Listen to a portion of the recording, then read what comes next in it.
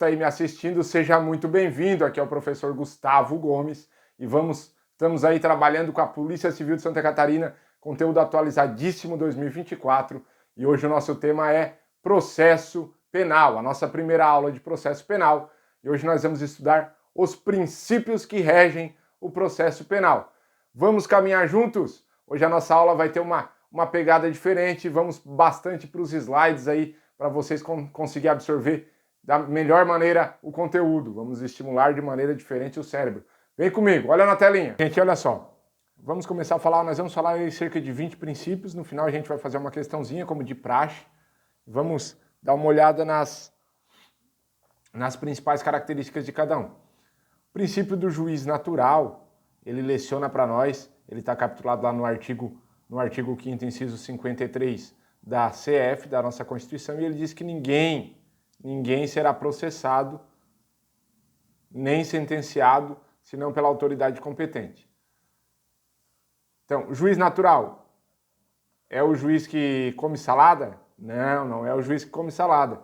O juiz natural, ele é o juiz competente para que possa julgar aquele caso. Então, um exemplo bem claro aqui para nós, ó, eu grifei para vocês no slide, o juiz federal, ele não vai poder julgar um processo do juiz estadual, ou seja, fere a regra de competência. O juiz natural é aquele que é competente para julgar determinado caso. Professor, mas por que isso está previsto na CF? Por que isso vem a calhar aí processo penal? Porque senão nós poderíamos ter juiz ou tribunal de exceção, e é vedado pela Constituição Federal. Vocês já leram isso, já estão estudando, já perceberam que realmente é vedado, tem essa proibição. Porque senão eu poderia escolher quem eu iria julgar, e aí ia começar a quebrar a imparcialidade do órgão julgador. Fechado? Então, o juiz natural é aquele que é competente para determinado caso. Princípio do devido processo legal, capitulado lá no artigo 5º, inciso 54 da CF, ele está diretamente ligado à segurança jurídica, ou seja, ele diz para nós as regras antes do jogo. Então, a pessoa sabe que o processo vai correr daquela forma, porque já estava previsto daquela forma ali no Código de Processo Penal. Então, olha lá, em razão do processo penal, grave violação à liberdade, que põe em risco a dignidade da pessoa humana, tem que ser seguido todo o rito processual, ou seja, todas as formalidades, elas devem ser satisfeitas sob pena do processo ser nulo. Então, por exemplo, o juiz não citou pessoalmente o réu que estava preso, o processo será nulo, nulidade absoluta. Por quê? Porque a regra do jogo é essa. Já está preconizado lá antes, então tem que seguir exatamente a regra do jogo, isso é o devido processo legal. Vem para nós agora o princípio do contraditório, artigo 5º, inciso 55 da CF, já perceberam que é lá dos 50, 52, 53, 54, que aquela turma lá é que vocês vão ter que dar uma olhada na Constituição, na Lei Seca, é o que fala dos nossos princípios aí, fechado? Estamos falando dos que emanam da Constituição Federal. Um dos princípios mais importantes, o contraditório, vai na etimologia da palavra, contraditar, contradizer. Ou seja, alguém vai falar alguma coisa e eu vou contradizer. Para cada ação, olha que eu grifei ali, para cada ação eu tenho uma reação. E junto com isso, caminha a paridade de armas. Ou seja, para eu poder contradizer, eu tenho que ter acesso à informação. Então a gente já vai ver que um dos próximos princípios é a ampla defesa, e a ampla defesa ela vai caminhar junto com o contraditório, porque eu preciso ter um equilíbrio na defesa. Se eu sou atacado, eu tenho que conhecer aquilo que me impõe, que me imputam, que me atacam, para que eu possa me defender, certo? E não basta ser formal, esse contraditório não basta ser um contraditório formal, porque o que acontece muitas vezes? Há apenas um cumprimento de regras, uma formalidade, e aí mitiga, viola, quebra, ataca o princípio do contraditório. Não pode ser um joguinho de aparências, olha aqui, ó, joguinho de aparências. Tem que ser efetivo, tem que ser algo de fato sobre tudo que aconteça para que eu consiga poder exercer o direito de defesa. E aí, como eu falei, ampla defesa, tá ali a carteirinha da OAB, para vocês gravarem. Ampla defesa, o acusado tem o direito a todos os mecanismos de defesa. O contraditório é eu contradizer, é eu contraditar aquilo que é me imputado, eu ter esse direito de ter conhecimento para que eu possa me defender daquilo. Já a ampla defesa é a amplitude de defesa, é eu ter acesso a todos os meios de defesa. E aí essa ampla defesa faz um gatilho mental, um hack mental, abre uma cortininha aí do lado e diz assim, ó, ampla defesa, deixa eu escrever aqui para vocês. Ah, já está aqui, eu já botei no slide. A autodefesa e a defesa técnica. Ou seja, essa ampla defesa ela está desde eu ter a prerrogativa de, como réu, não ser obrigado a falar aquilo que vai contra mim mesmo. Nós já vamos ver um princípio específico aí, um nemo tenetur sedetegere. Professor, que nome é esse? Tá louco? Calma aí que nós já vamos chegar lá. Eu quero que tu grave aí, porque às vezes eles fazem essa brincadeira na prova e aí vocês caem feito patins aí. Essa ampla defesa você tem uma autodefesa e uma defesa técnica. A autodefesa é o direito de eu não criar provas contra eu mesmo, contra mim mesmo, e a minha defesa técnica é que é obrigatório pelo processo penal que tenha a defesa técnica, defesa constituída de um advogado, mesmo que o réu seja revel, não seja julgado, não esteja presente no julgamento. Em todos os atos aí tem que ter uma defesa técnica para que não quebre o princípio da ampla defesa. Princípio da duração razoável do processo, olha ali o velhinho aparecendo ali, ó. Não dá para eu começar a ser processado com 20 anos, com a minha idade agora, né? Vocês têm o quê? 18, 19, eu estou com 20. Cada perna, né, professor? 20 em cada perna. Não dá para eu começar com 20 ser processado e o processo terminar lá com 50 anos. Professor, então tem um tempo para que o processo acabe? Não tem esse tempo previsto em lei. No entanto, há um princípio da razoável duração do processo e entendimentos jurisprudenciais que tem que ter um equilíbrio. Não dá para mim ter um processo durando anos e anos e anos e de repente o réu está preso e aí já passou até o quantum de pena que ele levaria. Por exemplo, vamos lá, vamos supor que ele fosse numa pena máxima ficar 4 anos e ele já está preso há 5 anos. Então, esse limite não pode ser ultrapassado, tem que ter uma razoável duração esse processo, fechado? Seguindo em dúbio pro réu, na dúvida, favor ao réu. Então, ele caminha junto com a presunção de inocência, ele é corolário da presunção de inocência, em dúbio pro réu, presunção de inocência. Para muitos doutrinadores são inclusive o mesmo.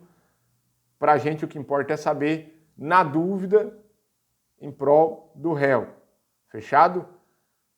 Há alguma exceção para o indúbio pro réu? Sim, há exceções, existem exceções.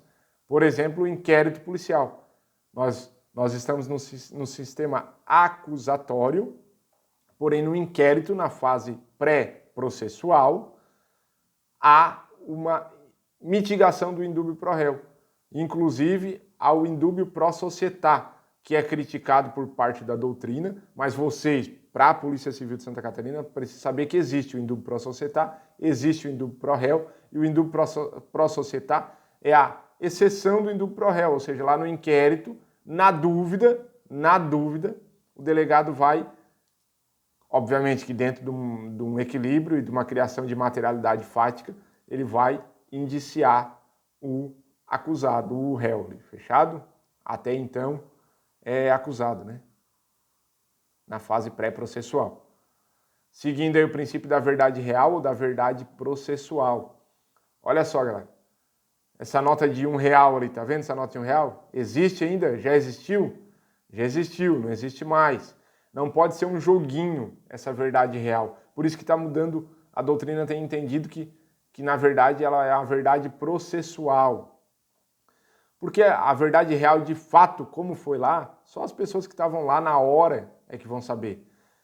Concorda comigo que às vezes, de repente, até a própria pessoa que estava lá, ela estava vivendo aquele contexto naquele momento, quando ela vai contar essa história, ela já dá uma desvirtuada, e às vezes não é nem para mentir, é porque o próprio cérebro dela trabalha no sentido de que não lembra de todos os detalhes e acaba dando uma maquiada naquela história. Então, a verdade real, parte da doutrina já defende aí que essa verdade real ela não aparece. Na verdade, o que nós temos é uma verdade processual. Então, dentro do processo que se conseguiu comprovar mediante perícia, mediante documento, acariação, e aí a gente já vai estudar isso lá mais para frente, na sequência do código, lá para a faixa dos 150 e poucos, até os 250 e poucos ali dos artigos, nas próximas aulas aí, algumas aulas para frente, né? Mas já para ir colocando isso no cérebro, essa verdade processual, aquilo que foi conseguido colocar nos autos, não, isso aqui existiu de fato, uma perícia confirmando que determinada substância, por exemplo, um vidro de álcool é um vidro de álcool. Então, a verdade processual é aquilo que se de fato confirma durante o processo, fechado? Mas se aparecer na prova a verdade real, vocês sabem que existe, tem, só que está caminhando para uma verdade processual, porque entende-se que a verdade real de fato nunca vai se saber, né? Mas a busca por ela existe, é um princípio e está aí para vocês absorver essa informação. Princípio da identidade física do juiz, ou seja, o juiz que coletou as provas, que teve contato, que participou da audiência, da instrução e julgamento, ele é o mais apto para prolatar a sentença. Só que existem exceções a esse princípio da identidade física do juiz, ou seja, é um direito que eu tenho que esse juiz que participou dos atos processuais de instrução e julgamento, que ele prolate a sentença, que ele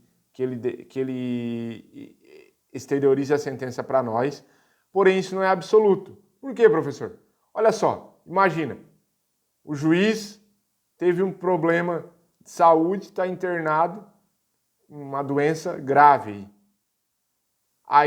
Mas foi ele que fez a instrução e julgamento do processo. Aí, pelo princípio da identidade física, nós vamos lá pegar o juiz que está passando por um tratamento médico, internado num quarto, e fazer com que ele efetue a prolate a sentença? Não. Aí ele está de férias, ele foi viajar, ele foi promovido, ele está em outra comarca. Não. Aí vai quebrar o princípio da identidade física do juiz, porque tem que ter um equilíbrio, né? Uma razoabilidade, uma proporcionalidade, que também são princípios aí, a gente não trouxe, porque são princípios que vocês já estão acostumados em todas as matérias, então ele caminha junto com a gente, né? Mas sempre tem que lembrar disso, fechado? Princípio do duplo grau de jurisdição, ou seja, para eu ter o direito de que outro magistrado avalie a situação e eu não fique dependendo de uma pessoa, porque concorda comigo que pode existir a imparcialidade? Às vezes não é nem por querer. Às vezes o juiz que está lá julgando, de repente ele está passando por uma situação parecida e acaba sendo influenciado inconscientemente. A gente tem que ser realista. Então, esse princípio do duplo grau de jurisdição, ele visa proteger essas situações para que a gente tenha um julgamento mais justo possível. Há exceções, professor? Sim, existem exceções. Por exemplo, competência originária do STF não vai ter duplo grau de jurisdição, porque já vai começar lá e vai terminar lá, né? Não tem mais para onde eu pedir socorro. Princípio da publicidade, a regra é a publicidade, né? A regra é a publicidade dos atos. E as exceções, algumas a serem vistas aí por nós, inquérito policial. Todo ato é público? Não. Mas inclusive tem súmula do STF. Professor, mas Polícia Civil de Santa Catarina, cai súmula? As mais comuns caem. E, por exemplo, o direito de acesso aos autos do inquérito é obrigatório? É sempre tem que ter o advogado de direito de acesso aos autos? Ele tem direito de acesso aos autos, porém, daquilo que já foi documentado e daquilo que já não se tem mais o que o que investigar. Por quê? Não é inteligente por parte do Estado, também por parte da polícia, por parte do próprio direito processual penal, fazer com que, por exemplo, eu vou fazer uma interceptação telefônica. Aí eu não tenho isso documentado ainda, porque não foi feito. Vai acontecer, eu pedi autorização judicial, aí eu vou dar esse acesso a essa informação para o advogado? Não, por quê? Vai frustrar a minha interceptação telefônica, acabou-se, não vou pegar mais nada lá. Então, ele é mitigado, há exceções. Aí depois que essa interceptação já foi feita e documentada ali nos autos, aí sim o advogado vai ter direito a olhar, porque ele vai precisar contraditar, vai precisar exercer a ampla defesa. Fechado? Votação no tribunal do júri, outra exceção. Olha lá, vedação das provas ilícitas, olha a árvore envenenada, olha ali a árvore secando, teoria dos frutos da árvore envenenada, ou seja, uma prova ilícita, ela contamina as demais.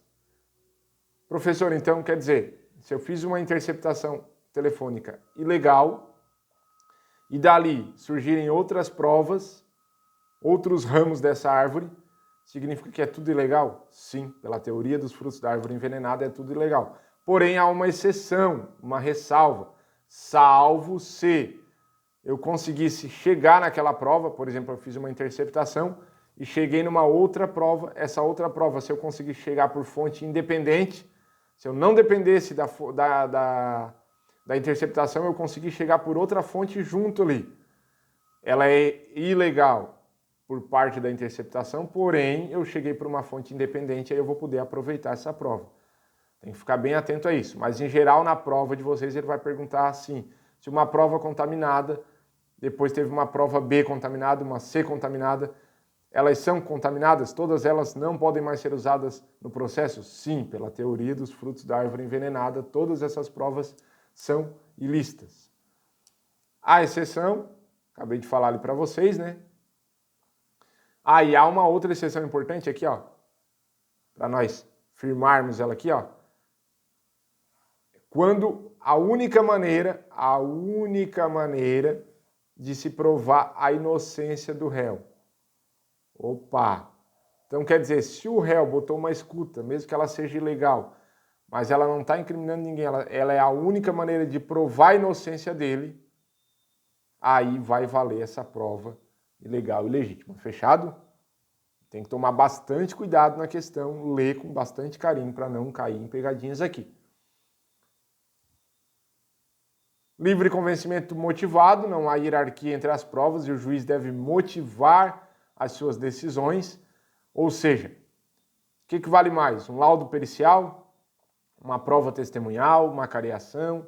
Qual é a prova que vale mais? Não há essa valoração entre as provas. Porém, o juiz, para decidir, ele pode se basear nas provas e motivar o convencimento dele. A prova tal me convenceu mais, por isso, por aquilo outro. Fechado? Argumentando. Direito da não incriminação, direito a silêncio. Lembra que eu falei lá no comecinho da aula? Nemo tenetur sedete gere, garantia da não autoincriminação, tem direito de não produzir prova contra mim mesmo, né? Intranscendência, olha ali o menininho, tadinho, pai foi preso, e aí a pena vai passar para ele? Se o pai faleceu, a pena vai passar para ele? Não, a pena não passa do condenado, salvo, estendidas, né, até o limite do valor do patrimônio transferido. Assim, por exemplo, um menininho recebeu a herança, o ressarcimento do dano, as verbas, as multas, toda essa situação, essa parte secundária, vai sim ser cobrada do valor da herança. Porém, a pena em si não passa do condenado. Não pode o menino lá preso no lugar do pai dele, né? Se ele já fosse maior de 18, por exemplo.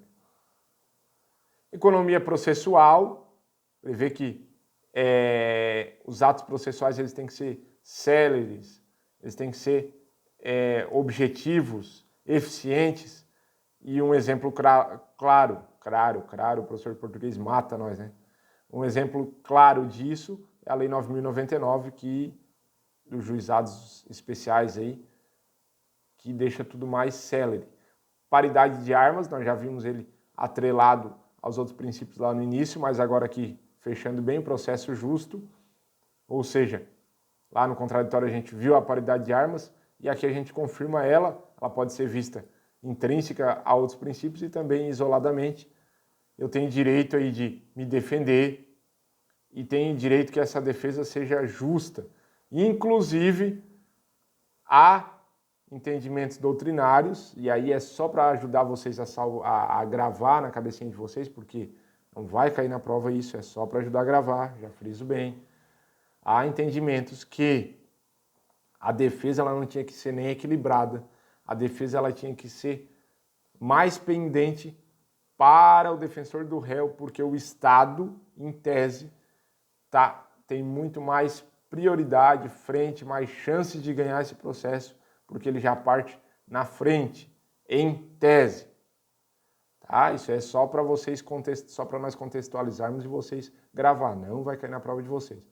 Princípio da contemporaneidade, esse aí justifica bastante o pedido de prisão preventiva, inclusive os requisitos do STF aí que a prisão só se justifica por fatos contemporâneos. Então, por exemplo, o João da Silva, o delegado está pedindo a preventiva dele porque ele cometeu um crime em 2012, só que hoje, 2024, aí está correndo o processo, ele está pedindo que a proibição de contato com pessoa determinada, por exemplo, porque ele ameaçou a pessoa. Só que isso aconteceu lá em 2013. Aí não tem mais nexo, né? Não tem mais nexo. Está pedindo que bote tornozeleira eletrônica porque lá em 2015 ele descumpriu determinada ordem do juiz. Mas agora ele está cumprindo tudo certinho. Não, os fatos têm que ser contemporâneos.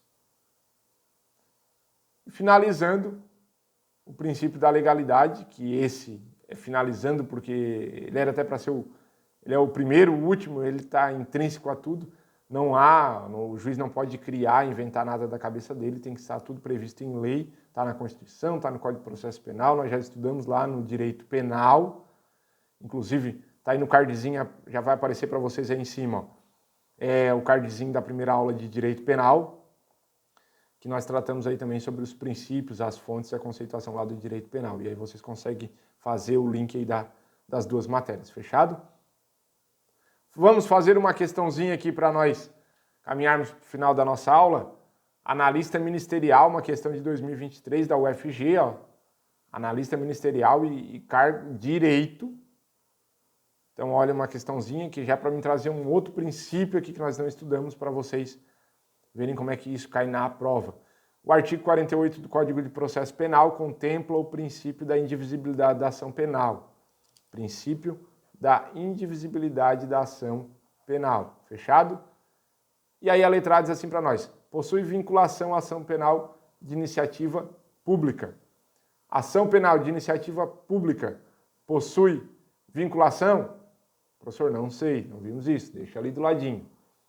Tem aplicação aos crimes, o princípio da indivisibilidade, tem aplicação aos crimes cuja ação penal seja condicionada à representação do ofendido. Tem aplicação aos crimes cuja ação penal seja condicionada à representação do ofendido. Deixa ali do ladinho. Questão já mais pesada para vocês treinar, tá? Comporta a relação com o processo penal iniciado por meio da denúncia do Ministério Público. E não, o princípio da indivisibilidade ele apresenta a ligação com a disciplina da ação penal privada. Galera, questão bem complexa, tá? Mas vai estar aqui a resposta para vocês. Por quê? Porque na ação penal privada, não é o objetivo da nossa aula hoje, mas nós temos a ação penal pública e a ação privada, certo? Ação privada e ação pública. A pública vai ser o Ministério Público, em alguns casos vai condicionar a representação do ofendido. A privada é através de queixa. Não precisa saber disso, tá? Eu só estou completando a aula aqui para vocês. Isso Precisa saber, mas nós vamos ter uma aula específica sobre isso. A privada ela é através de queixa e é você que faz. Por exemplo, você é a vítima e você, em alguns crimes, está previsto lá no código que é através de queixa, é ação privada. Nessa ação privada, o que acontece? O que quer dizer esse princípio da indivisibilidade? Por exemplo, eu tenho aqui o João, o Carlos e o Antônio. O João, o Carlos e o Antônio. E aí eu sou o ofendido, beleza? Aí eu quero fazer assim, ó. Eu vou processar só o João e o Carlos. O Antônio eu não vou processar. Vou deixar sem, porque eu sou amigo do irmão dele. Eu posso fazer isso? Não, não posso fazer isso. Não posso fazer isso por quê? Pelo princípio da indivisibilidade da ação penal. Se eu processar um, eu tenho que processar todos eles. Fechado? Se eu perdoar um, eu tenho que perdoar todos eles. Isso a gente vai estudar mais para frente, é só para vocês entenderem. Então, mais um princípio aí, princípio da indivisibilidade da ação penal. Olha ali, ó, o princípio da indivisibilidade significa que a ação penal deve ser proposta contra todos os autores e partícipes do delito. Tá onde, professor? Lá no artigo 48, que diz que a queixa contra qualquer dos autores do crime obrigará o processo de todos e o Ministério Público velará pela sua indivisibilidade, princípio da indivisibilidade da ação privada. Fechado? Professor, veio matéria nova aí, veio, vai esquentando o teu cérebro. Depois, quando a gente chegar lá, a gente vai destrinchar isso aqui, vai ter mapinha mental. Fechado, galera? Gurizada, meninos, meninas, dá uma olhadinha aqui na tela de novo. Vem pra essa cara feia aqui. Olha só. Vimos hoje os princípios do direito processual penal e você que está estudando para a Polícia Civil de Santa Catarina 2024, dá uma olhadinha ali, faz um fechamento mental, os principais princípios que nós vimos ali, princípio da legalidade, nemo, tenetur, cedete, ou seja, da não incriminação, presunção de inocência, ampla defesa, contraditório, percorre toda aquela galerinha ali, dá uma olhada nos slides que estão aqui na descrição para vocês, os slides, o material da aula. Também a planilha verticalizada, quem quiser dar uma olhada para fazer um estudo mais organizado. Qualquer dúvida, pode me chamar nas redes sociais que eu vou estar aí à disposição dos senhores e das senhoras. Fechado? Gostou da aula? Curte aqui, dá um joinha, se inscreve no canal para que a gente possa cada vez mais fornecer material e conteúdo para os senhores e para as senhoras. Vamos juntos, compartilha aí, comenta aqui ó, o que achou da aula para que a gente possa estar melhorando o conteúdo para vocês. Um abraço, fiquem com Deus, bons estudos!